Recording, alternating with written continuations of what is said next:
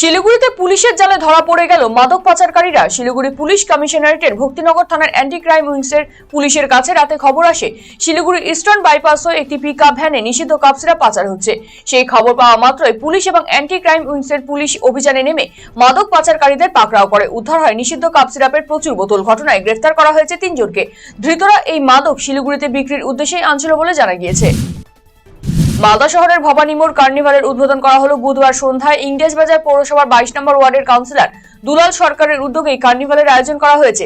এদিন কার্নিভালের উদ্বোধনী অনুষ্ঠানে উপস্থিত ছিলেন মালদা রেলওয়ে ডিভিশনের এডিআরএমসিও কুমার প্রসাদ, কাউন্সিলর পূজা দাস, মালদা জেলা ব্যবসায়ী সমিতির সভাপতি জয়ন্ত কুণ্ডু সহ অন্যান্যরা। স্থানীয় এবং বহিরাগত শিল্পীরা এখানে অনুষ্ঠান পরিবেশন করেন। এদিনের অনুষ্ঠান দেখতে দর্শকদের ভিড় ছিল লক্ষণীয়। নাবালকের জন্মদিনে দুস্থ শিশুদের নিয়ে বনভোজন এবং শীতবস্ত্র বিতরণ কর্মসূচি আয়োজিত হলো গাজলে।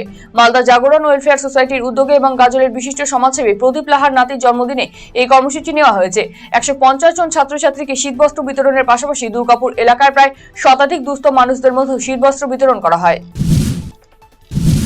মতুয়া মহাসংঘের উদ্যোগে সার্বজনীন মহোৎসব অনুষ্ঠিত হলো গাজলের উত্তর আলালে দুর্গাপুর এলাকায়। উত্তর ও দক্ষিণবঙ্গ থেকে প্রচুর ভক্ত অংশ নেন এই মহোৎসবে। অনুষ্ঠান শেষে ভক্তদের মধ্যে প্রসাদ বিতরণ করা হয়। উপস্থিত ছিলেন অল ইন্ডিয়া মতুয়া মহাসংঘের কেন্দ্রীয় কমিটির কার্যকরী সভাপতি পার্থ বিশ্বাস সহ অন্যান্যরা।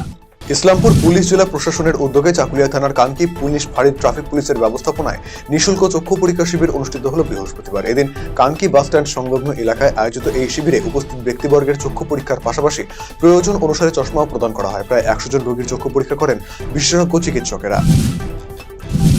রায়গঞ্জ ব্লাড ব্যাংকের রক্ত সংকট মেটাতে রক্তদান শিবির অনুষ্ঠিত হলো হেমতাবাদ থানায়। বৃহস্পতিবার দুপুরে হেমতাবাদ থানার আইসি সুজিত লামা রক্তদান শিবিরে উদ্বোধন করেন।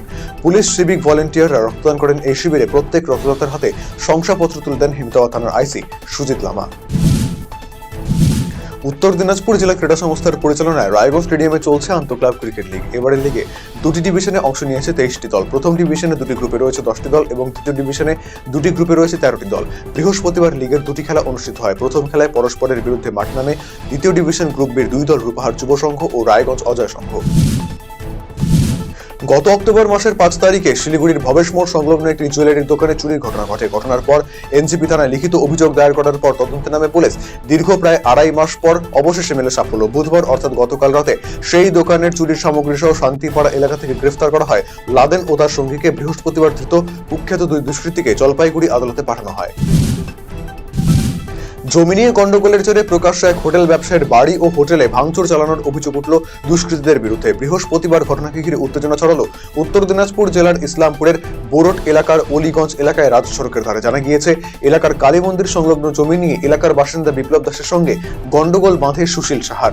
সুশীল সাহা তাদের জমি জোরপূর্বক দখলের চেষ্টা করছে বলে অভিযোগ।